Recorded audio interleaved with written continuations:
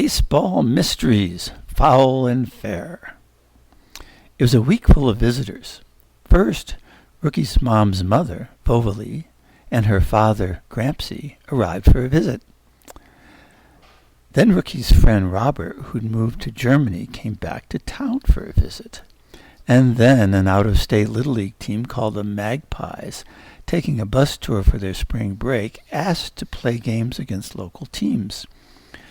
Many players from the other teams in Rookie's league were on vacation, so Coach said his Red Sox would be happy to play 2 practice games with them. When Coach's own family decided to travel for the holiday too, he asked Pops to coach in his place. Pops agreed, but then later was required to travel out of town for his job, and he asked Grampsy to coach in his place. Rookie was glad for the upcoming games. He'd never played against guys he didn't know at least a little, and it would give him a chance to start learning skills beyond the technical aspects of baseball. Pops had told him that he'd find that mental preparation and a mind focused only on the game were more important than catching fly balls and fielding grounders. Pops said that as a boy himself, he'd played against some opposing teams that thought the rules of baseball were just suggestions and easily pushed aside. Those teams often try to rattle and distract you with things they said and did. So, Rookie thought, I'll learn a thing or two and avoid being bored over this holiday. Rookie's town had been living under a heat wave and a drought that spring, making the field as hard as rock. Ground balls in last week's game had come faster than any'd ever seen, and in last week's game, one hit a stone and bounded right over his head.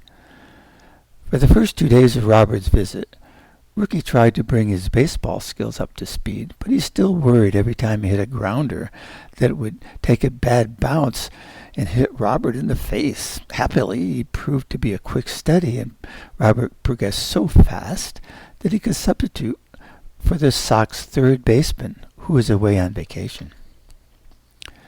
The day of the first game, Rookie stuck with his normal routine of walking down to the field an hour ahead of time.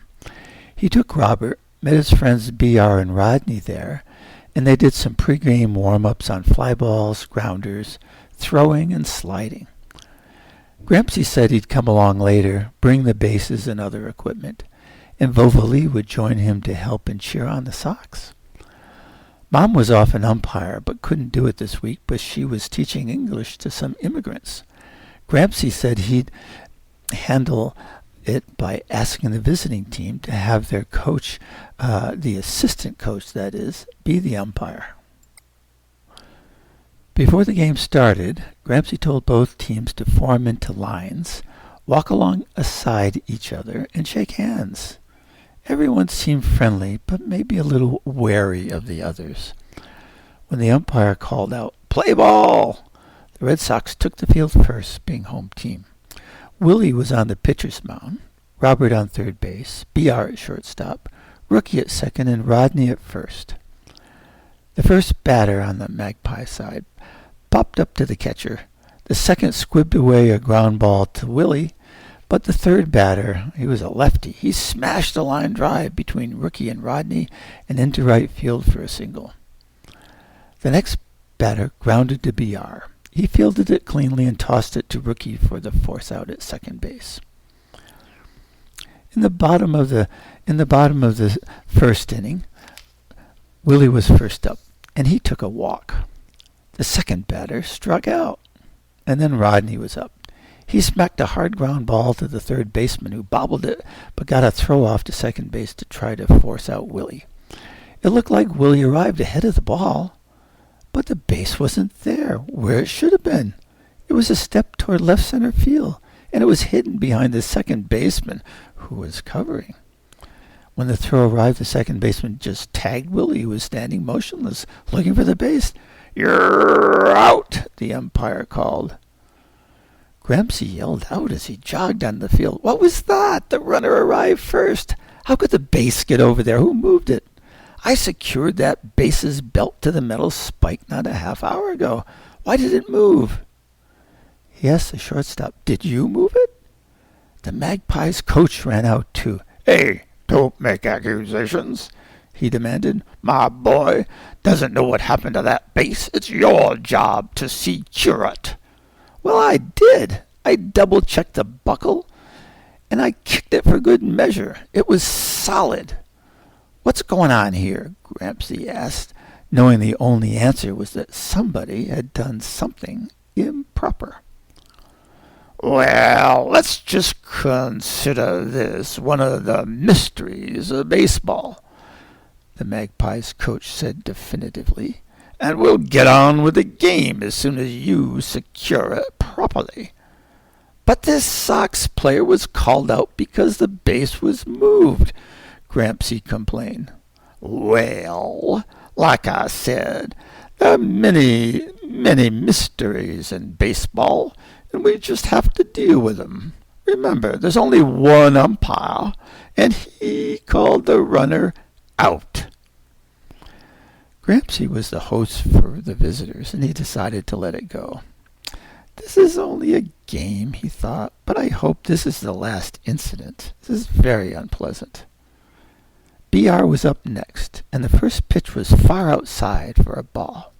Next he swung and missed and thought to himself, "I'm not letting that unfair call rattle me, am I?" Then came chatter from the Magpies infield.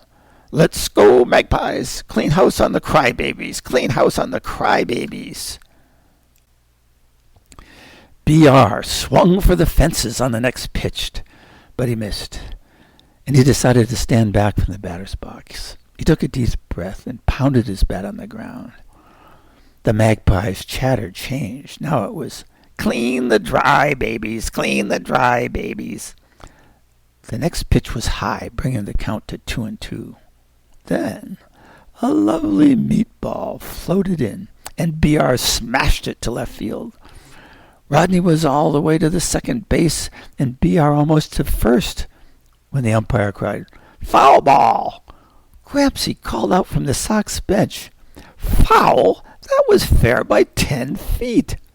He was headed out to talk to the umpire when the Magpies coach jogged around the plate and said, "Hey, look now.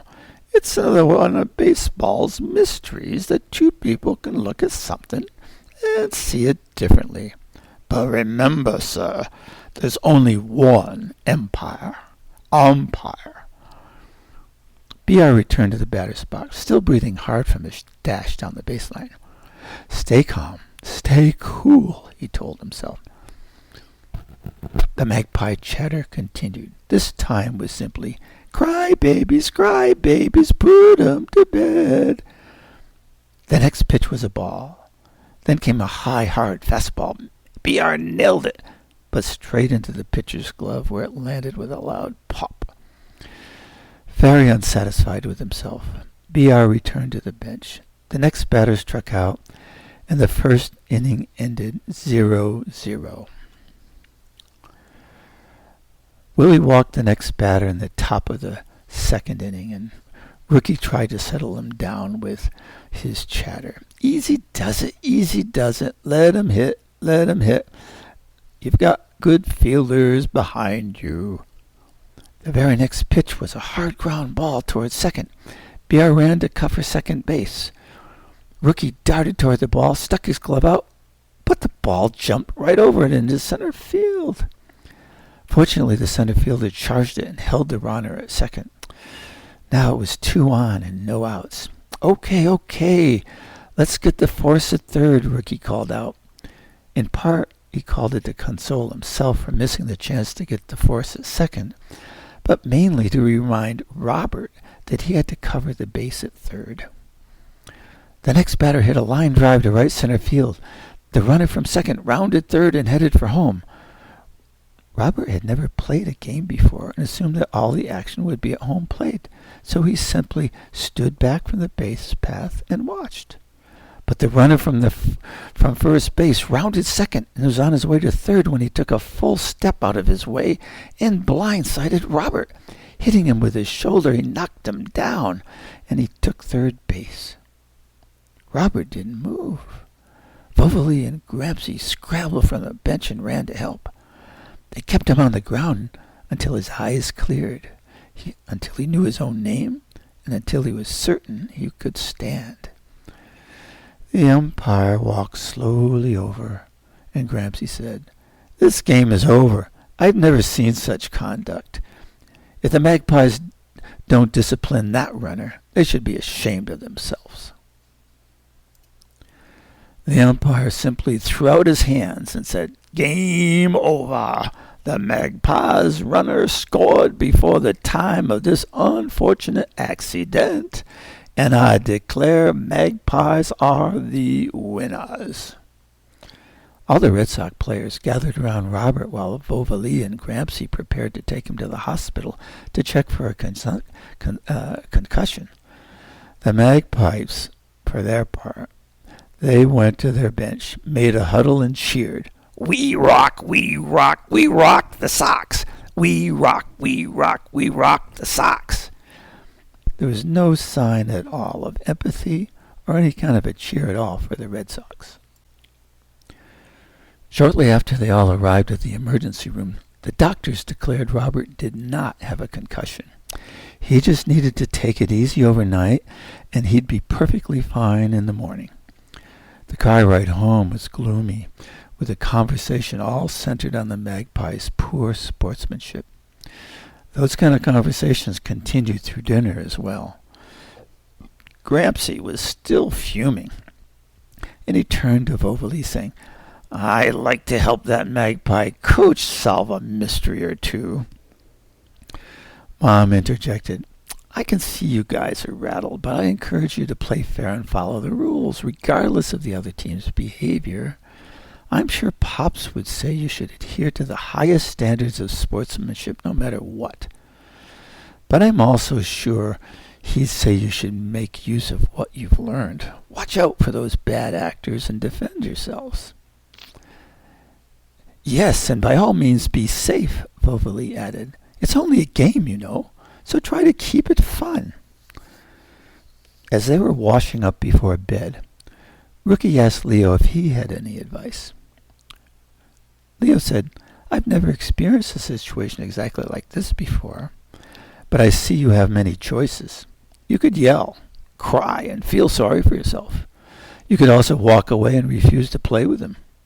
But those things, those actions, they aren't strong or noble. You could decide to hurt the Magpies more than they hurt you, but that would turn the Sox into the bad guys. I'm in favor of a parallel and proportional response. Find the answer that's both fair and satisfying." Rookie then asked what specific thing Leo thought he should do, and he received a shrug in return. Rookie was troubled when he put his head on his pillow and wondered for half the night about what he should do with all the advice he'd heard that afternoon. He couldn't talk to Robert. Robert was no help because he was sound asleep in the next bed. The following morning, Rookie and Robert just messed around. First they played chess, then they worked on a big Lego scenario, then they played some wiffle ball in the park nearby. After lunch, it was time to head to the field for pre-game practice, and Leo said he'd walk down with him. Before the game started, the Magpies coach asked Gramsci if Robert was okay. In return, he received a cool nod. But he acted like other people's feelings or views of the situation didn't interest him in the least. Gramsci gathered his players and told them to put yesterday's game behind them, and to remember that showing that good sportsmanship was way more important than winning. They should play their best, but be cautious since the Magpies' understanding about just how baseball should be played seemed to be very different from their own. Gramsci chose Willie to pitch and told Rodney to play first base. All the other players stayed in the same positions. The game got off to a fast start, but not the one the Red Sox were hoping for. Willie wasn't as experienced and confident a pitcher as Rodney, and his speed was a big notch slower. The first batter belted a double to left center, and the second batter scored him with a Texas League single over BR's head. With one run in, a runner out, and no outs, the Sox now had to play their best just to keep in the game. Rookie started some chatter. Whiff him, Willie, strike out the side. His reward was a slow-moving round ball that barely got past the pitcher's mound. Rookie charged it, turned, and tossed it toward BR, who was covering second. But BR didn't catch it. The runner from first base had come in sliding with steel spikes aimed right at BR's face. The umpire waved his hands outward and called the runner safe. Hey, sliding with spikes up is against the rules. What do you say, ump? He should be out. And his spikes should be rubber. It's league rules. Gramsci jogged out to talk with the umpire, but the umpire refused to talk to him, and he returned to the bench, disgusted. The call stands, the umpire announced firmly to both benches. There was a run on. There was a run in. Still no outs, and now 2 runners on base. The next batter looped a short fly ball, and the center fielder caught it. Finally, Ricky thought, let's keep this going in the right direction. But the next batter smacked a ground ball between third and short. Neither BR nor Robert could reach it, and a run scored. Red Sox morale sank, and Rookie set out to bolster it with more chatter. Get this guy! Come on, Willie! The next batter swung and sent another ground ball between third and short. This time, BR picked it up on a big bounce, rifled it to Rookie covering second, and his sidearm throw to first sealed the double play. Or did it? The runner intentionally knocked down the first baseman. Did he drop the ball? The umpire took a step closer to see, and when he did, Rodney rolled over with a big grin on his face, his hand tightly pressing the ball in the web of his mitt. Finally, the Sox could bat. When the Magpies had finished warming up for the bottom of the second inning, the umpire called out to both benches, I'm shortening this game to 2 innings, the same as yesterday. This will be the last at-bat. Gramsci was outraged and called, Why are you doing this? The Magpies coach yelled from his bench, What's the matter? It shouldn't be a mystery that the umpire calls the shots.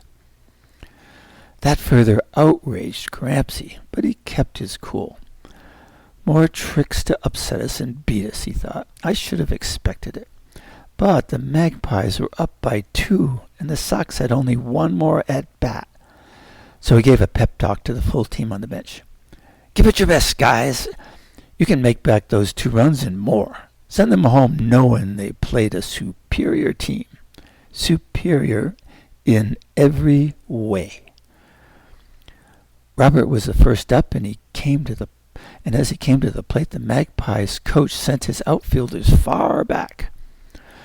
Robert swung and missed the first 2 pitches, but the last 4 were wild, and he walked. Rodney was up next. Knowing he represented the tying run, and the Magpies coach sent the outfielders even farther back.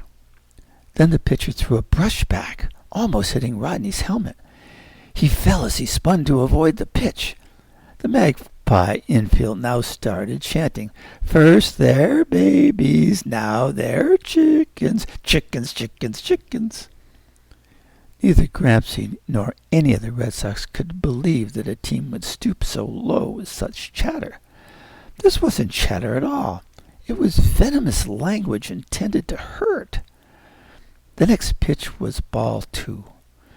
The pitcher must have started worrying about a second walk, because his next pitch was thrown nice and easy, as though he were playing a game of catch. Ping! Rodney's aluminum bat sent the ball into right field, and it dropped in for a hit because the fielder was playing so far back. But with 2 runners now on base, all the fielders stayed back. It was Rookie's turn, and as he walked to the plate, Leo walked past the Sox bench and whispered, Let's hope for a surprise, before he climbed to the top of the bleachers. 4 rows beneath him, Vovali started chanting, "Show 'em you're a pro, rookie, show 'em you're a pro." Rodney picked it up from first base, then Robert from second, then the whole bench started the same chanting. Rookie was on the spot. "Now I gotta deliver," he thought. A pitch came low inside, the same type of pitch he'd blasted when he broke the bat that had been doctored by Robo. But he popped it up in foul territory, and the third baseman almost snagged it. He thought, there's a good reason to swing only at pitches in the strike zone. His confidence flagged, so he stepped out of the batter's box and surveyed the field as he took a deep, cleansing breath. A change-up. Yes, one was now coming in. Slow, he thought, and on the outside of the plate, too. Rookie took a half step back with his right foot and sent the ball sailing into right field with a vicious swing. He started his dash to first place and could see its trajectory, but the right fielder was so far back, he was afraid he'd likely reach it. Now, if you were looking at Vovali at the same moment, you would have seen her do a double take. In fact, Rookie and almost everybody on the field did a double take. Now there were 2 balls flying into right field, one shorter and toward the foul line, and the other longer and towards center. The right fielder didn't know what to do. He threw out his arms and yelled, "Wah, wah, yai, yai!" Confused what to do, he shook his head and chose to go for the closer, the one near the foul line. He was fast, really fast, and his sprint ended with his glove out and a huge lunge that left him airborne for seconds. He skidded to a stop, rose to his knees, and looked around perplexed. No ball in his glove.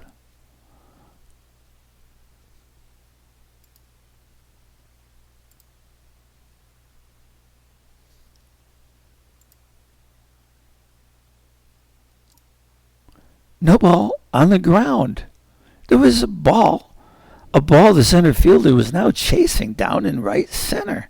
It rolled fast, faster than he ran, and it rolled long on the dry, hard ground. Because there were no outs,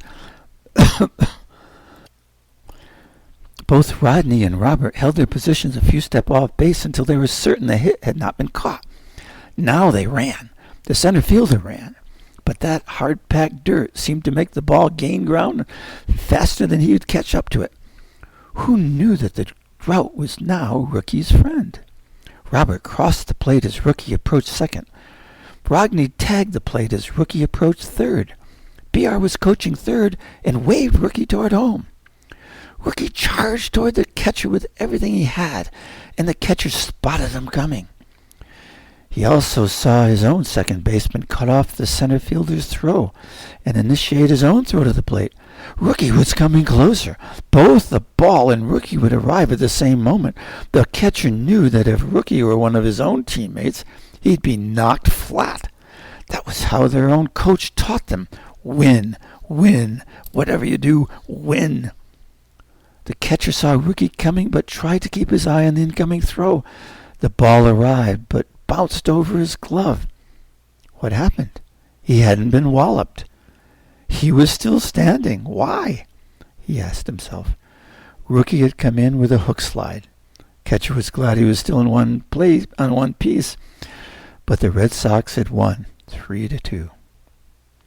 The Sox bench erupted in cheers, but within seconds both teams and all the onlookers were abuzz.